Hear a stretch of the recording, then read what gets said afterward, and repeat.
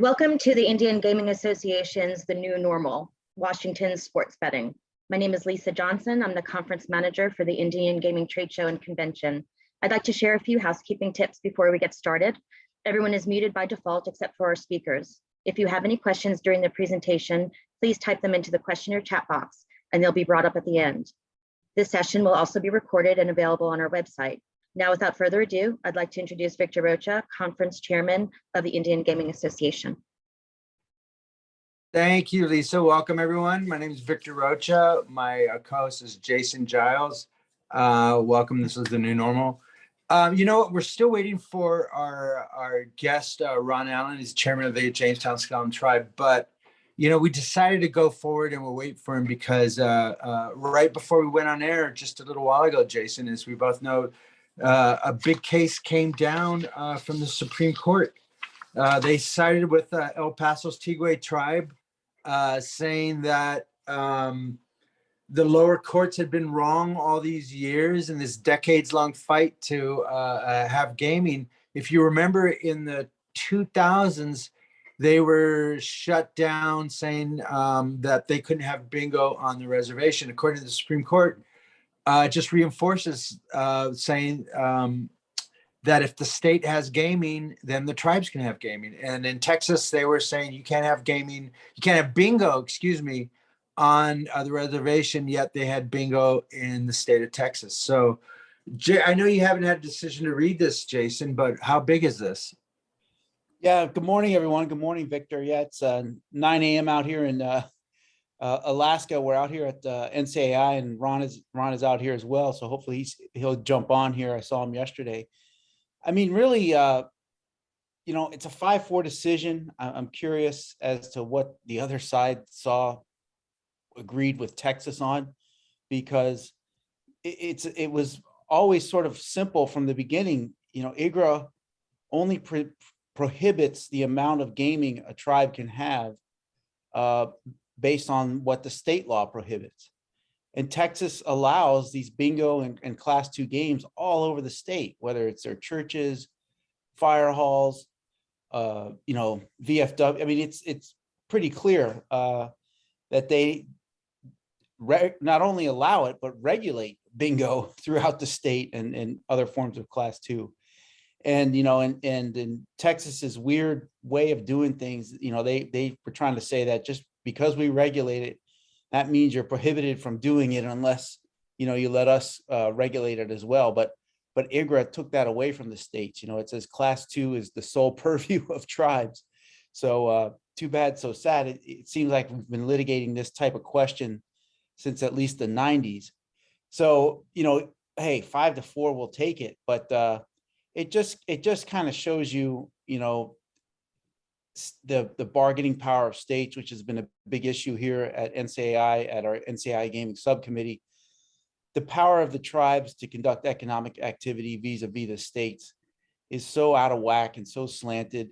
You know, a tribe has to go through a 30-year court case just to show what, you know, anyone looking at the papers and the facts knew. Class 2 is allowed in Texas. Ergo, the tribes in Texas are allowed to do it. And here comes Chairman Allen. Hey, there he is. He must be driving to the convention center there. So, can you hear us, Hi, Chairman Allen? You just hit the mute button on your hit the screen and then hit the mute. There you go. He's got it. He's done this thing a million times.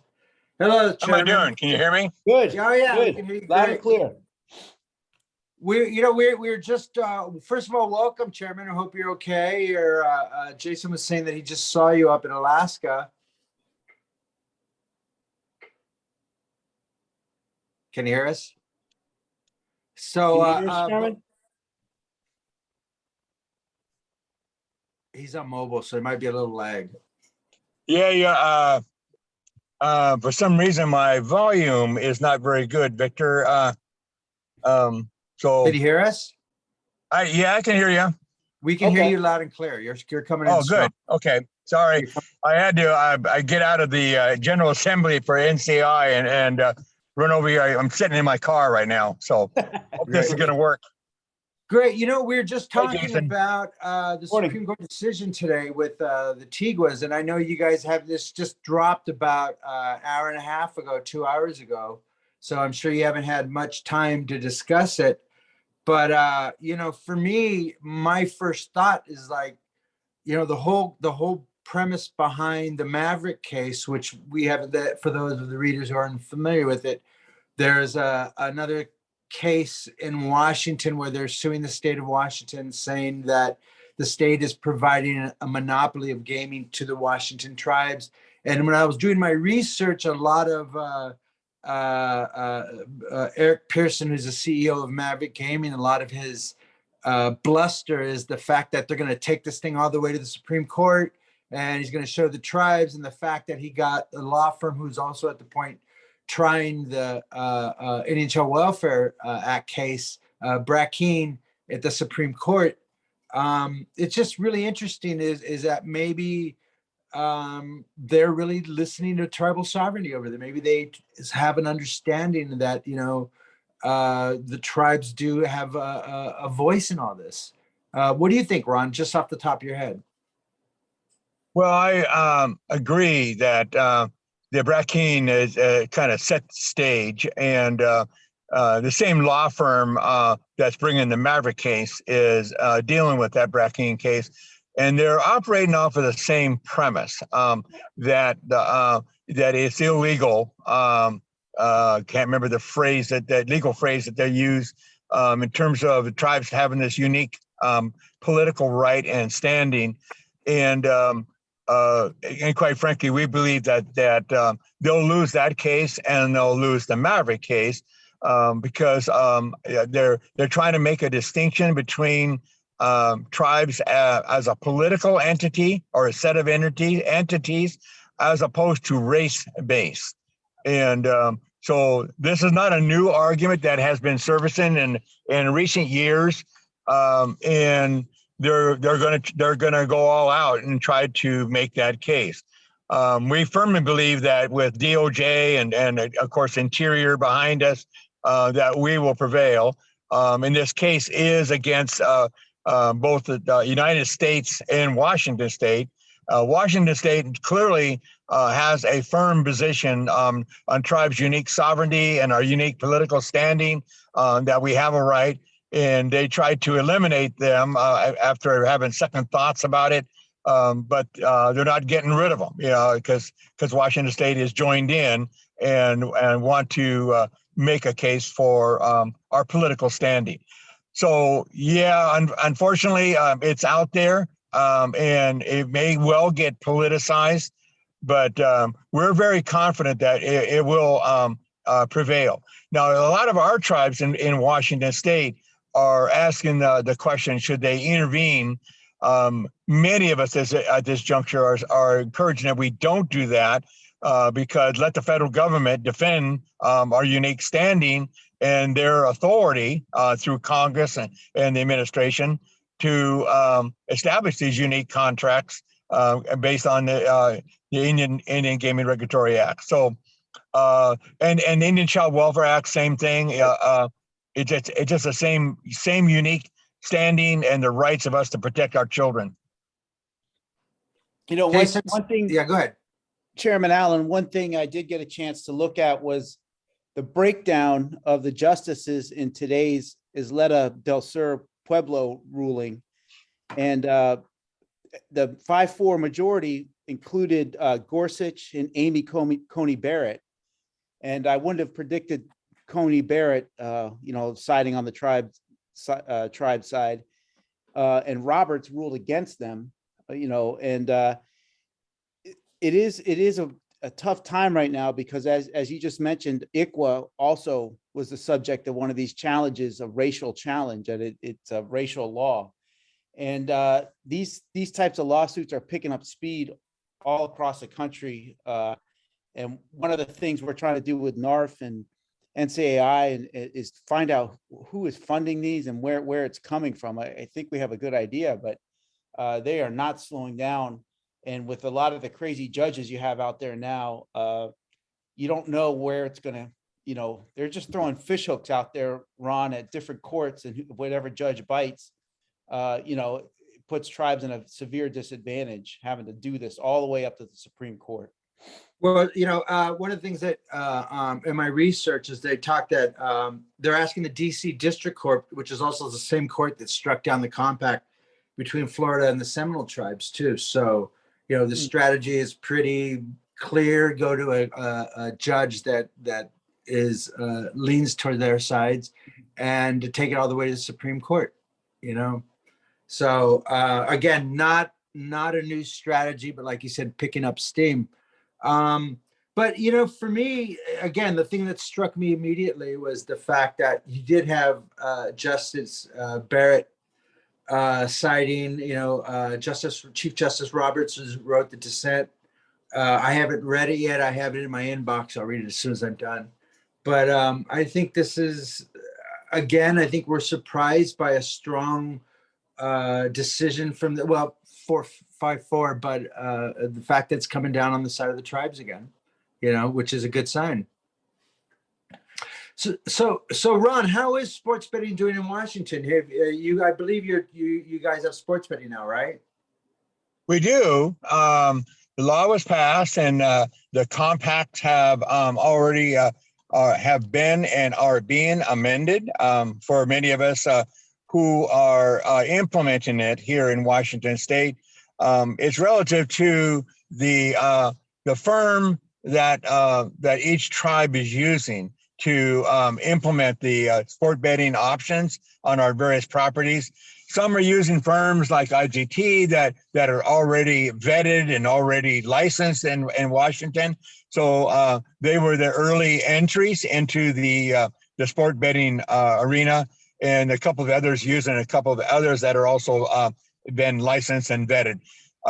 There's a few of us like our tribe that are still going through the process. So the firm that we're using, they've got to complete their licensing process. We are most of us, including us, have already negotiated the package in terms of how we will prosecute it on our property. The one thing that's a concern to us, and I'm not sure if we need a statutory amendment to the authorization, is that many of us would like to be able to have the discretion because we have small markets to piggyback on a larger tribe, like a Tulalip or a Puyallup, who have a bigger operation, and we could I always call them like a field station of their operation, which makes it more cost effective. Because the way that the law is being implemented now, it requires a fairly substantial investment. You know, the back of the house, the computers and all the equipment necessary to set up an independent entity, or excuse me, an independent operation. But we're all doing it regardless. Even a small property like ours are making it happen. It's just that the recovery of the investment takes a lot longer for us because we don't have a deep market. And so that's a little concern to us. We all agree that relative to our operation, sport betting is not going to be a huge financial winner, if you will, because it really is the machines and the table games, but it's going to bring a new market onto the property. And quite frankly, to Washington's benefit, it really curbs dramatically the illegal gambling that's going on. We have some lessons to learn from some states, you know, that have implemented it and tried to eliminate the local sport, the local universities, trying to think that they're trying to be safer for them. Washington is going to have to catch up and learn that, like for us, it's the University of Washington and Wazoo, those universities that we can't bet on. They'll figure out that the integrity of the game is such that they don't need to eliminate that. So those amendments will probably be coming down the road. But meanwhile, we're gearing up. And so everybody's adjusting their properties to accommodate this new entertainment venue that is pretty common elsewhere in the gaming industry. You know what? Go ahead, Jace. So Ron, you can't bet on the colleges in the state of Washington, Gonzaga, Washington State, any of them. Is that correct? That's correct. Okay. Yeah, that is an interesting choice because, you know, when you do that, you sort of, I think the history shows you lose track of where those kids at the university are betting or how much money is being bet on a particular game. You know, Gonzaga's been in the Final Four, which is one of the most bet tournaments there is. You know, you'd like to know how much money is being bet on them in their own state, just for tracking purposes. And that to your point, Ron, that leads to a lot of uncovering of fraud. If there's a spike in bets, you know, people tend to check it out. So I think you're right. That'll come down the pike there. Well, and unfortunately, this is a good example where legislators don't really understand the industry. I know you know this, Jason, and so we have found ourselves constantly educating legislators who don't understand the gaming industry, how it works, and how the integrity of the game and the patrons, how they are protected.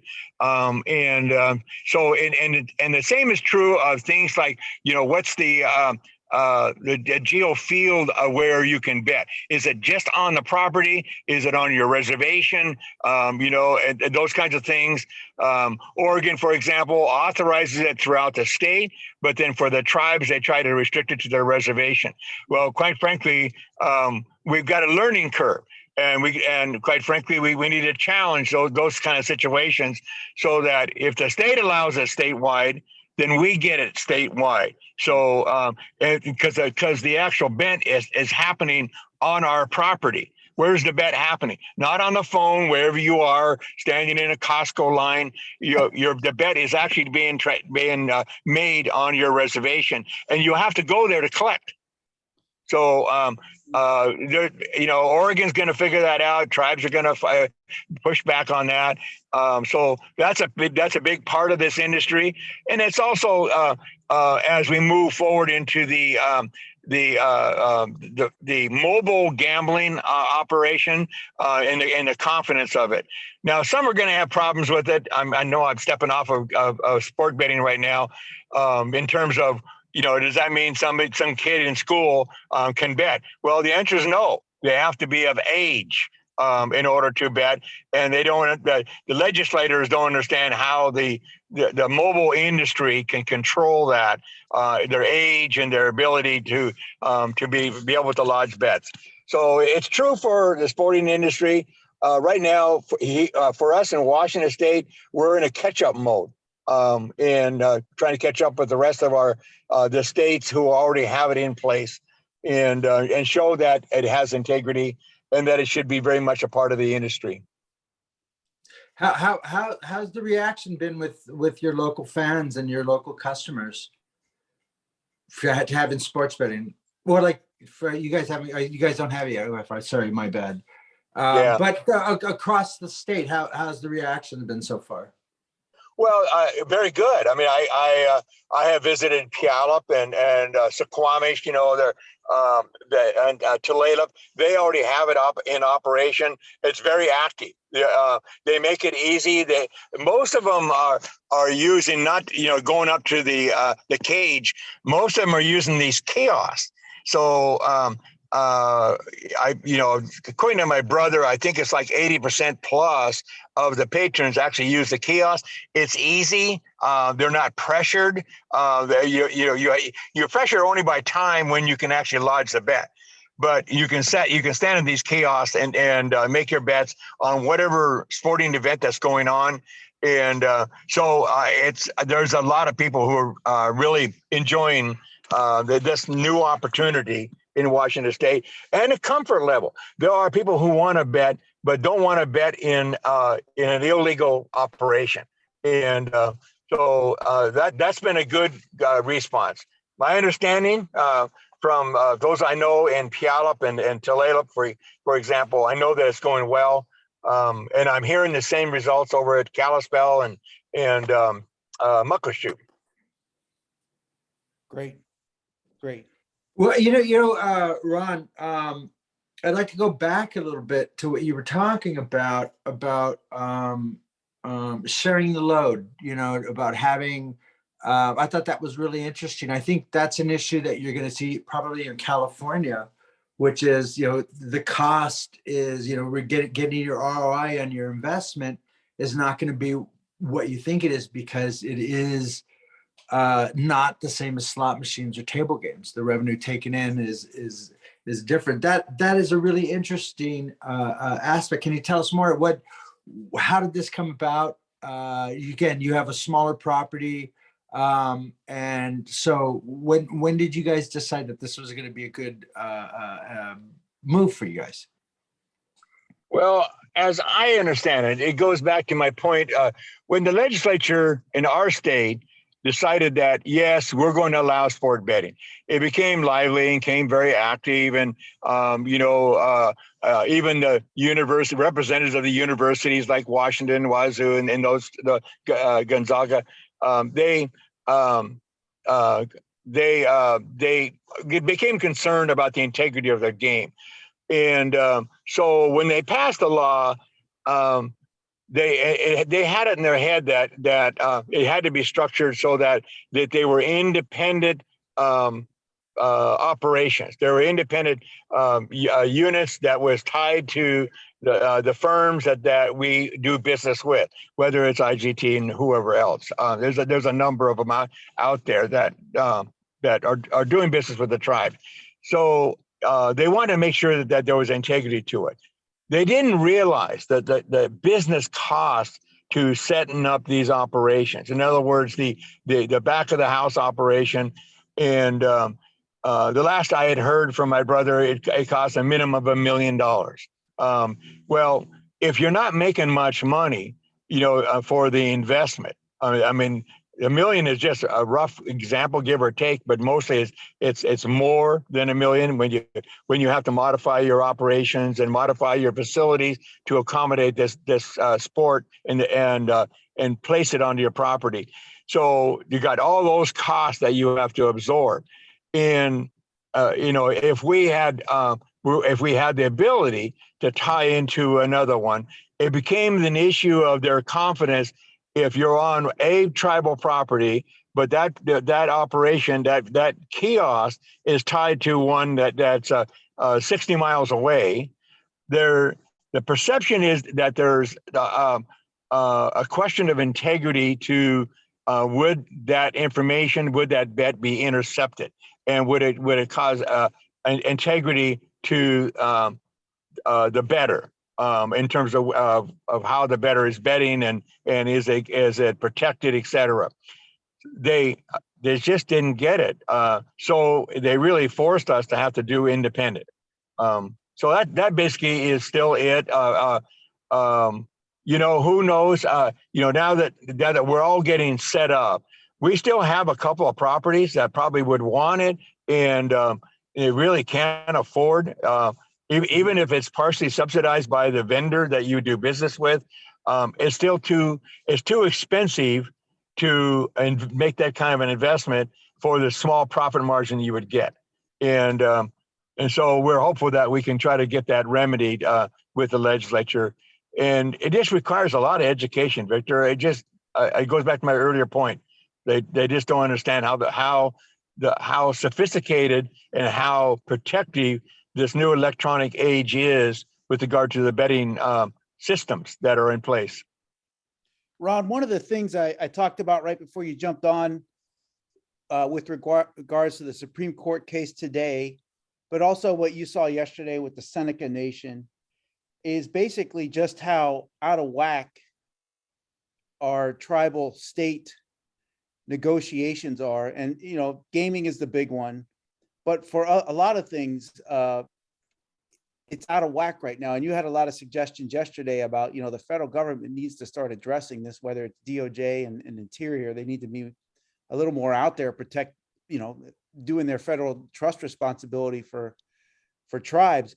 But Ron, in your state, is there something we can learn from Washington? I know you guys had a governor, Jay Inslee. He was very cooperative with tribes, and but it seems like you're getting along with the legislature even better now too. What are some of the things you've done in Washington to sort of foster that relationship? Well, a couple of things, Jason. Going back, 20 years, well, actually 30 years, we started developing a much more respectful sovereign to sovereign relationship with the state. We definitely started at the executive branch with the governor. We have an accord here that was passed back in 1989, and so we stopped arguing over who's more sovereign and start talking about that we're going to recognize each other's sovereignty without getting into that debate of who's more sovereign, and start looking at things that can benefit the state, benefit the tribal citizens, and the tribes themselves, and how that can be a win-win proposition categorically against all kinds of programs, health, education, healthcare. Natural resources, public safety, etc. So we end up passing a lot of laws that improve that relationship, and that the legislator started buying into it as well. So we would have orientation before the legislature would convene every year. And those orientations are a lot about, new legislators understanding the process, et cetera. But we would insert, due to some tribal individuals who became senators or legislators, and persuading them that the tribal governance and sovereign status has to be a part of that orientation. That improves dramatically. And it's just to the credit of people like old warriors, Joe Dela Cruz from the Quinault Nation, challenging leaders and individuals to run for office. And then now they're in the inner circle, and it changes the paradigm and the political view of legislative leadership, which really improves dramatically. Now, part of the success is relative to tribes being more and more sophisticated and successful over the last 20, 30 years, and understanding the political process, understanding why we need to not just vote, but stay engaged in their political process. And that has helped us improve our relationship and help move our agenda forward, whether it's sport betting or gambling in general, any kind of gambling exclusivity issues, because our state, like any other state, the non-union sector, the private sector wants what the tribes have, and they want to intercept our markets. They want to be as location, right? But and the logic that they're trying to create jobs and enhance the economy, or focusing on where their profits would go to the benefit of the community. We've been showing over the course of time, on a regular basis, primarily an annual basis, where all of our money goes and how our money, our profits stay in the state, they stay in our communities. And so that creates all this very positive relationship with legislators and state senators and of course the leadership. And so we're working the legislative branch the way we've always worked the executive branch, so that we try to get them on the same page. For the most part, we've had some good success, but it's taken time, as you well know. You're just not going to change that culture overnight, the non-union culture, about their perception of who we are as governments. And but we've over the years, due to past leadership, we've been quite successful, and we keep building on it.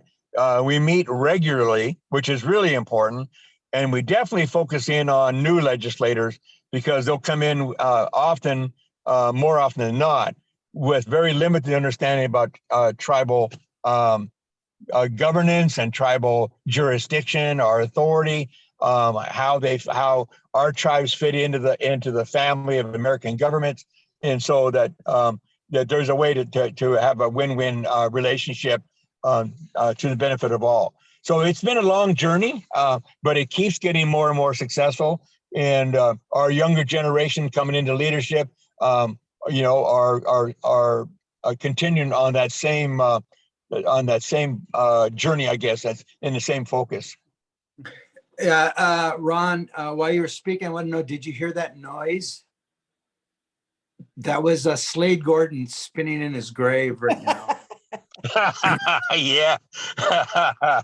That, you know Yeah. what, when I started, man, you know what, that was the big deal. The senator from Washington was just, who used to be the attorney general, who was very adversarial every step of the way and rode that thing all the way up to Washington, D.C., you know. And I remember when I started with Pachunga.net, part of that big deal was all the tribes raising money, and it was one of the really first big organized tribal fundraisers that I remember across the country to unseat Slade Gordon, in which they did, you know, and that was a huge deal. And you know what I've watched, and you mentioned Joe Dela Cruz, also the great late great leader. And if there is a Mount Rushmore in Washington State, you know, you will be right up there with Joe, my friend, no ifs, ands, and buts. You know, you and Jimi Hendrix too. So if you know, you can have great Native Americans. Well, you know, great point, Victor. That happened in the year 2000, so over 20 years ago, and it's part of a movement based on old tribal leaders and warriors who urged that tribes get more involved. We, like other tribes, have had the challenge where our citizens go, if we're so independent, if we're so sovereign, why do we care what the state does? Why do we care what happens at federal elections?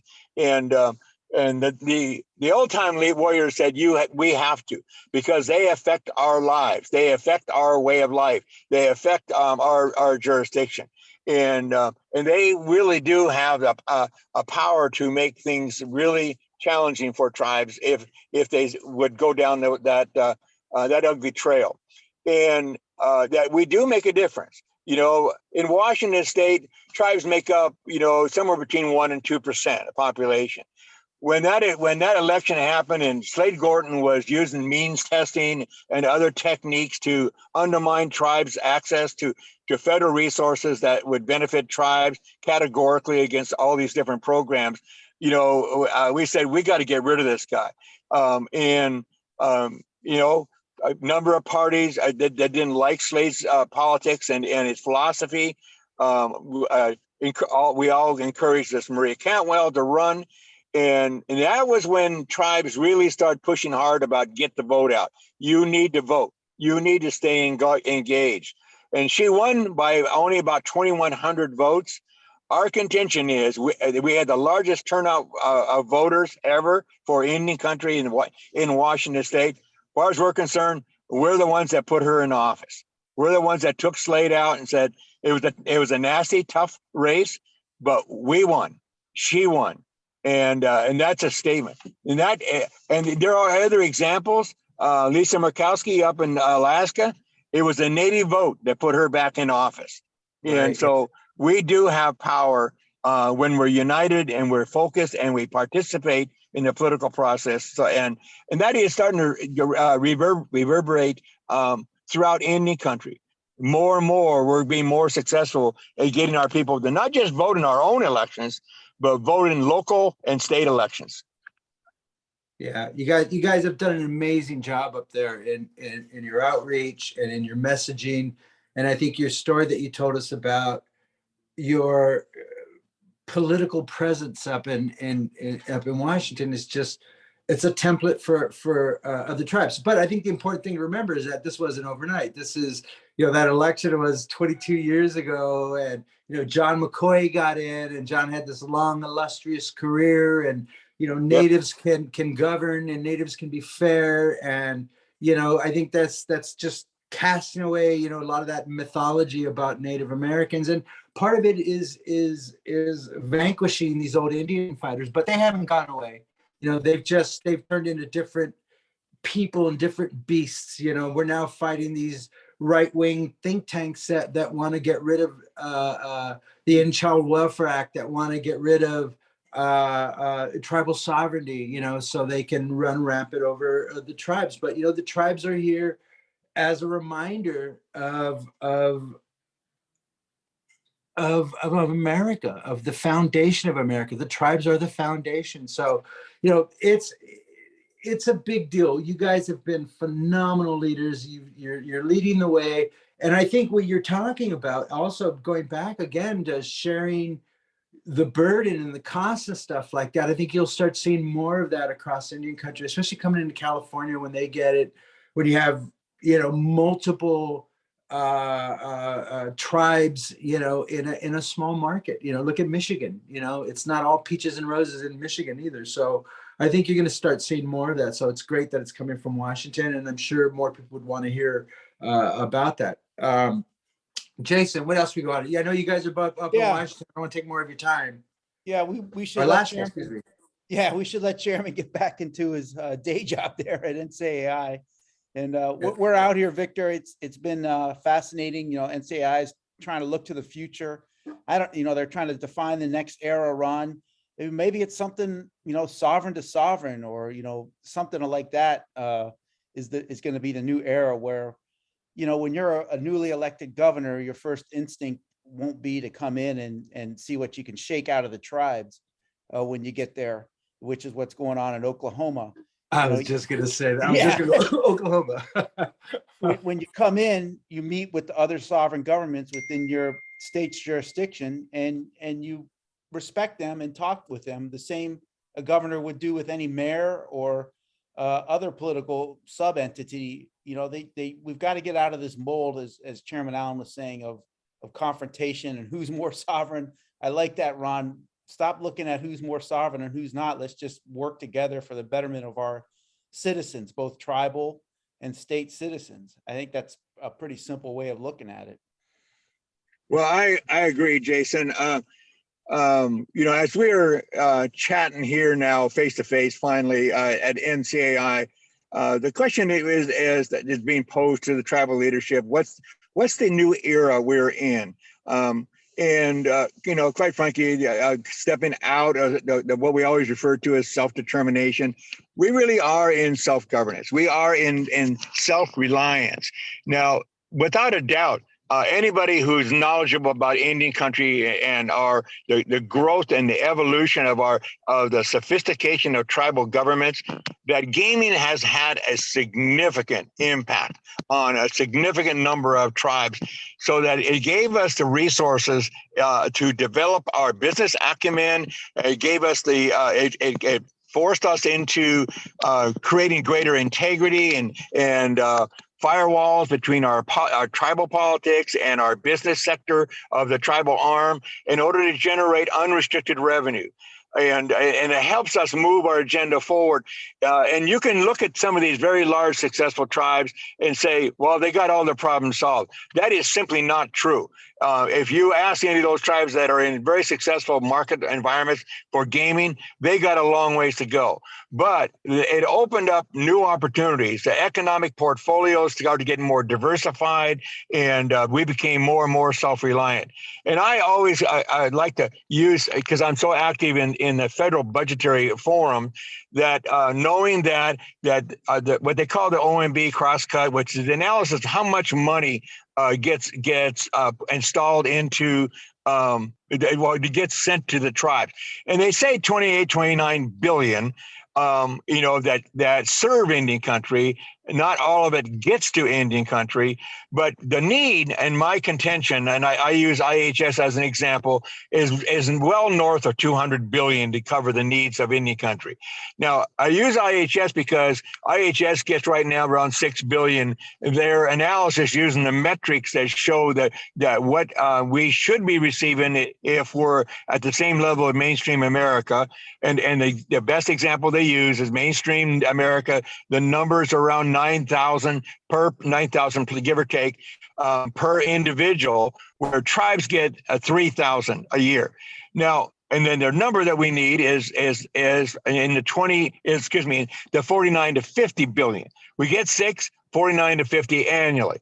So you can just take healthcare and modify that into BIA and HUD and transportation, et cetera. You see how far we've got to go. We can't wait for them. We can't wait for the federal government to get there and bridge that gap. We have to be able to do it on our own. So strengthening our jurisdiction, our taxation base, our ability to recruit investors into our reservation and into our jurisdiction. That's how we're going to win this challenge. That's how we're going to get to where we want to be. It won't happen overnight, but we're making good strides in that direction. So, self-governance, self-reliance, that is what we're all about right now. We do have to continue to persevere. You already raised the issue of the Brackeen case, the Maverick case. You got those kinds of threats out there. The Department of Justice needs to step up and do a better job of defending our sovereignty, our jurisdiction, et cetera. The Interior and Treasury need to work on improving our taxation authority so that dual taxation on taxation parity issues, wean their way into our ability to accomplish those goals. So we are light years from where we were 20 and 40 years ago. But we got a long ways to go, and I'm very proud of how much success we've achieved so far.